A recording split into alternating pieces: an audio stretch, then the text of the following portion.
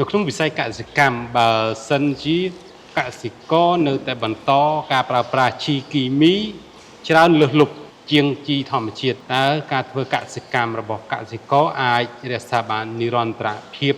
ការដាំដុះរបស់ខ្លួននិងជៀសផុតពីបញ្ហាពីការប្រែប្រួល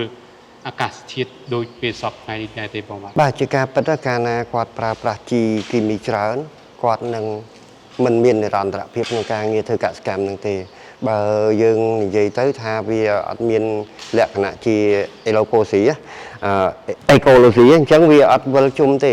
គាត់ត្រូវមានចិញ្ចឹមសត្វពេលបានលាមកសត្វមកយកមកធ្វើជីហើយបើសិនជាគាត់អត់មានជីធម្មជាតិយកទៅដាក់ស្រែហ្នឹងដីគាត់នឹងរឹងនៅពេលដែលដីនឹងរឹងគាត់ដាក់ជីគីមីវាល្អតែរយៈពេលខ្លីអញ្ចឹងទៅនៅពេលដែលអស់សារធាតុចិញ្ចឹមរបស់វា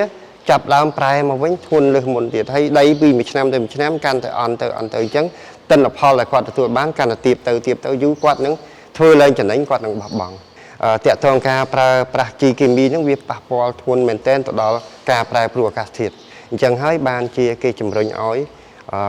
យើងប្រើប្រាស់ជីធម្មជាតិឲ្យបានច្រើន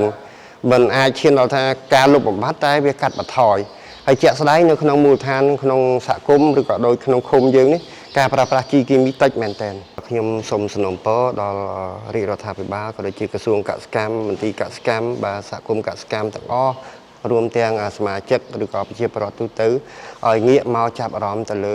ការប្រើប្រាស់ជីធម្មជាតិការប្រើប្រាស់ពូជសុទ្ធបាទដើម្បីធ្វើយ៉ាងណាឲ្យវិស័យកសិកម្មរបស់យើងកាន់តែប្រសើរហើយមាននិរន្តរភាពមិនប៉ះពាល់ដល់សុខភាពមនុស្សមិនប៉ះពាល់ដល់សុខភាពសត្វនិងបរិស្ថានសុខភាពតែមួយបាទអញ្ចឹងខ្ញុំសង្ឃឹមថាបន្ទាប់ពីវីដេអូនេះបានចេញទៅ